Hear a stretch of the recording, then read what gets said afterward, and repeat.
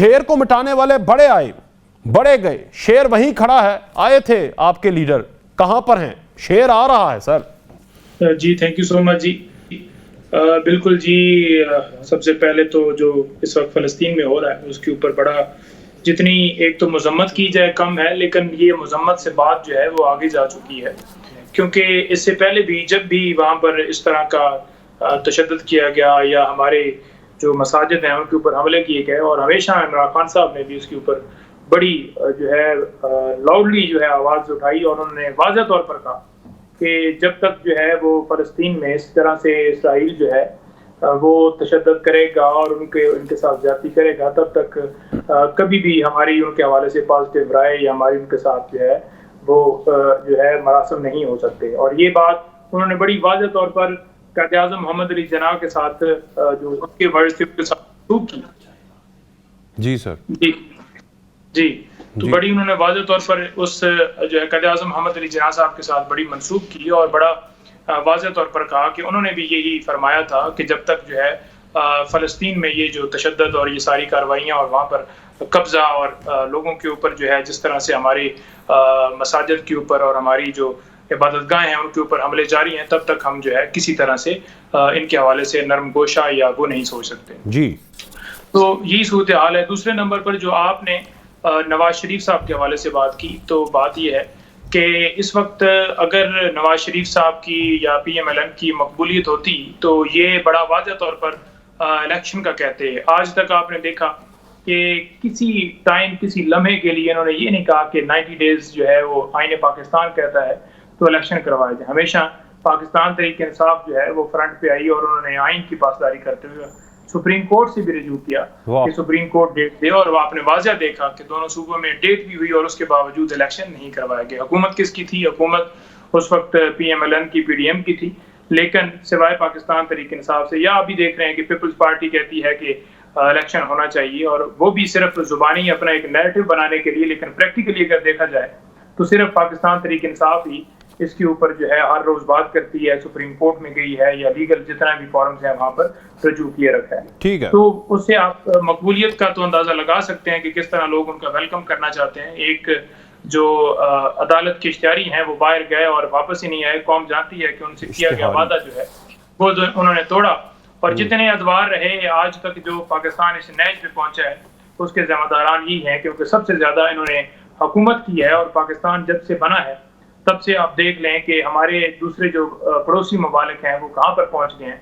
और पाकिस्तान तहरीक इंसाफ तो सिर्फ 3.5 साल रही, उसमें कोरोना भी था, बाकी चीजें भी थी, और इनकी मुनाफकत और ये सारी सूरत हाल भी थी, ब्लैकमेलिंग भी थी, उसके बावजूद बड़ा जबरदस्त परफॉर्म किया, चाहे वो एजुकेशन सेक्टर हो, हेल्थ सेक्टर हो, या जो पनाहगाहें हो, या कोई लेकिन भी आपको पंजोता साहब हो, तो आपको ये नहीं तौर पर आपको देखे ना, आपने तो पहली दफा आप हुकूमत में आए, आपका 3.5 साल के अरसे के अंदर आपके साथ इस तरह हैंड हुआ, हाथ हुआ, या फिर वो आप तो जमहूरी तरीके से निकले ना। तो नवाज शरीफ को तो कभी सदर ने निकाला, कभी मुल्क के आर्मी चीफ ने निकाल के खुद चीफ एग्जीक्यूटिव बन गया, कभी पनामा अकामा के जरिए निकाल दिया गया, तो उसको भी तवातर के साथ 35 सालों में चलने नहीं दिया गया। इसलिए तो वो कह रहे हैं कि शेर को मिटाने बड़े आए, शेर वहीं खड़ा है, सब मिट गए जनाब। जी बड़ी ऐसी बिल्कुल जरा भी बात नहीं है। बात यह है कि जमहूरी तरीके से पाकिस्तान तहरीक इंसाफ की हुकूमत भी नहीं हटाएगी इमरान खान साहब को, बल्कि बाहर से एक धमकी मिली, और धमकी की सूरत में साथ में जो है लोगों को मिलाकर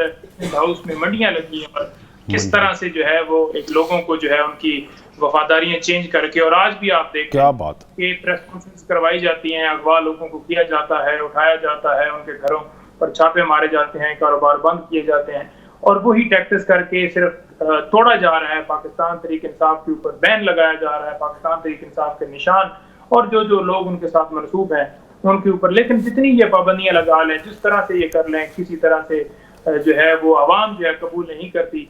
और ये जो वेलकम की बातें करते हैं तो दूसरी तरफ मोटरसाइकिलों की बात ना करते कि आप इतने लोग लेके आएंगे तो हम आपको 125 मोटरसाइकिल दे रहे थे आप लोग। जी बिल्कुल, 2.5-3 लाख का एक मोटरसाइकिल है। क्या पंजोता साहब को करप्शन पर पंजोता साहब इतना पैसा इनके पास दे सकते हैं, ये BMW भी दे सकते हैं। पंजोता साहब आप गरीब पार्टी, फॉरेन फंडिंग है, इनको किसी ने मोटरसाइकिल अच्छा आपकी बारी आती है, जरा उनसे तो बात कर लेने दें। जी पंजोता साहब, तो आप सही कह रहे हैं, ये बयानियों से आगे निकल गई है ना बात, लेकिन लोगों ने इकट्ठे हो जाना है। वो आज देखा नहीं आपने पावर शो? देखें बात ये है कि पावर शो, हमें पता है कि कैसे ये पावर शो बनते हैं और कहाँ से ये सहूलतकारी होती है और कौन कौन सी एक्टिव की जाती है और कहाँ से लोग लाए जाते हैं और किधर किधर लाइव कवरेज जाती है। और ये चीजें मंजर आम पर नजर आ रही हैं कि एक तरफ जो लीगली तौर पर कोर्ट इजाजत देती है तो जलसे के ऊपर पाबंदी लगा दी जाती है, और बल्कि जब कोई इज्तिमा भी होता है अगले दिन हमने देखा कि केपी में मर्दान में जो है वो एक जो है उस तरह का एक कन्वर्शन किया गया जिसमें 186 लोगों के ऊपर एफआईआर भी दर्ज कर दी गई कि वो इकट्ठे क्यों हुए, हालांकि कोई ऐसी वायलेशन नहीं हुई। मैं बड़ा एहतजाज करूंगा जी सर, ये आप बात सही करें। वहां पर अगर परवेज खटक को इजाजत है तो आप लोगों को भी इजाजत होनी चाहिए। आप बताएं जी। सिर्फ इजाजत नहीं है, उनको प्रोटोकॉल है जी, उनको प्रोटोकॉल है, गाड़ियां दी जाती हैं और बकायदा तौर पर वो इवन कल जी पंजो साहब कुछ कहना चाहें वेरी क्विकली, फिर ब्रिगेड साहब की टर्न है जी सर। जी बिल्कुल, बात यह है कि उस्मान डार को जिस तरह से अगवा किया गया 25 दिन के बाद जो है वो अचानक से बरामद हो के, पहले तो इंटरव्यू किए जाते थे, वो आते थे प्रेस कॉन्फ्रेंस करते थे, तो अब इंटरव्यू वाला सिलसिला जो है स्टार्ट किया गया। सारी दुनिया को पता है कि इस तरह से जितने लोग और भी अगवा किए गए, सारी दुनिया को नहीं पता। या तो आप कह रहे हैं कि जी सब डरपोक थे, कोई लॉयल नहीं था इमरान खान के साथ। ये मियां नवाज शरीफ के जितने साथी हैं इन्होंने कई 100 दिन जेलें काटी हैं, कोई नहीं बोला। जावेद लतीफ हो गया, ये सारे साद रफीक हो गए, जितने राना सनाउल्लाह हो गए, किसी ने कोई किसी किस्म का बयान नहीं दिया। आप मुझे ये बताएं कि क्या इतने डरपोक लोग थे? इतने डरपोक लोग थे इनका गन पॉइंट पे परवेज खटक ने कौन सा गन पॉइंट पे दिया है? लड़ने वाली क्या बात है? और कोई इस तरह का मामला ना करे। पंजोता साहब पता नहीं कौन सी दुनिया में रह रहे हैं। मेरे ख्याल में आप सियासत को छोड़ के ना आप वापस वकालत में चले जाएं। सियासत आपके बस का रोग नहीं है, छोड़े आप। कर रही हैं तो आज जो वहाँ पर देखें दी गई हैं उनकी भी जरा तफसीलात दे दें कि वो किधर से पैसे आए जो। हाँ, मैं आपको बताती हूँ कि जब इस तरह का कोई जलसा होता है तो पार्टी फंड में सारे लोग डालते हैं, हम सारे डालते हैं। जिसकी जितनी बसात होती है वो पार्टी फंड में कंट्रीब्यूट करते हैं। अच्छा, जलसा ऐसे ही होता है। आप पूछ रहे ना, जब इनके पीटीआई के जलसे होते थे, हर एमएनए से, हर टिकट होल्डर से, हर एमपीए से लाखों रुपए लिए जाते थे। हुजूर, लाखों रुपए लिए जाते थे। आप उस वक्त मौजूद नहीं होते थे, आप तो सिर्फ नजर ही आप आते हैं। उस वक्त आपका वजूद नहीं हमें पता था कि आप भी एग्जिस्ट करते हैं। सारे धरने में भी ऐसे ही था।